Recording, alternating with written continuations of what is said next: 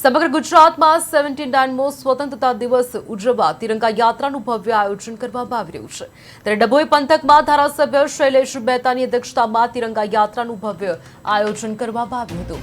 યાત્રામાં ડભોઈની વિવિધ શાળાના વિદ્યાર્થીઓ ઉમંગપૂર્વક જોડાયા હતા। યાત્રા ટાવર ચોકથી શરૂ થઈ કાજીવાડા મસ્જિદ, વડોદરી ભાગોળ, આંબેડકર ચોક થઈને સેવાનો ધ્યેય ધરાવતા સેવા સદન ખાતે સમાપ્ત થઈ હતી। આ પ્રસંગે જિલ્લા પ્રમુખ રસિક પ્રજાપતિ, ચીફ ઓફિસર જયકિશન તડવી, તાલુકા વિકાસ અધિકારી, મામલતદાર, પાલિકા પ્રમુખ તેમજ ભાજપના વિવિધ હોદ્દેદારો તથા શાળાના વિદ્યાર્થીઓ મોટી સંખ્યામાં ઉપસ્થિત રહ્યા હતા। આ યાત્રાએ સમગ્ર શહેરમાં દેશભક્તિનો માહોલ સર્જ્યો હતો।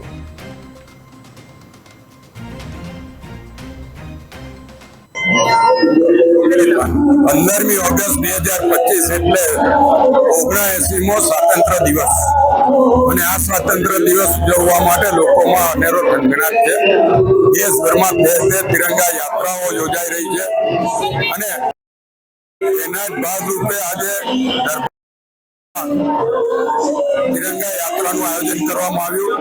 આપ જોઈ શકો છો કે વહેલી સવારમાં પણ લોકો મોટી સંખ્યામાં ઉપસ્થિત રહ્યા, જેમાં વહીવટી તંત્ર હોય, ચૂંટાયેલા પ્રતિનિધિઓ હોય, એનસીસી ના કેડેટો હોય, પોલીસ વિભાગ હોય, સાથે જ વિદ્યાર્થીઓ તમામે એક તિરંગા ધ્વજ હેઠળ એક થઈને બહાર નીકળ્યા છે। આજના સમયની તાતી જરૂરિયાત દેશની એકતા, અખંડિતતા અને સાર્વભૌમત્વ। આજે દેશ સાર્વભૌમત્વ માટે લડી રહ્યો છે ને ઓપરેશન સિંદૂર પછી દેશના તમામ લોકોમાં નાત, જાત, ધર્મ ભૂલીને કરવામાં આવેલ હતું।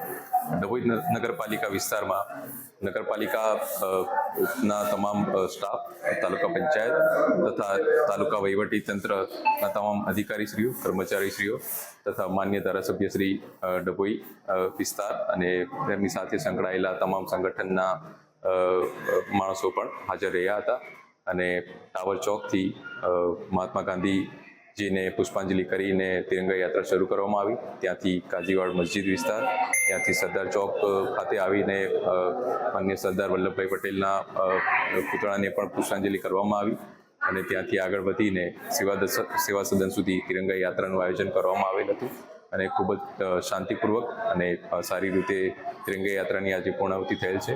આભાર।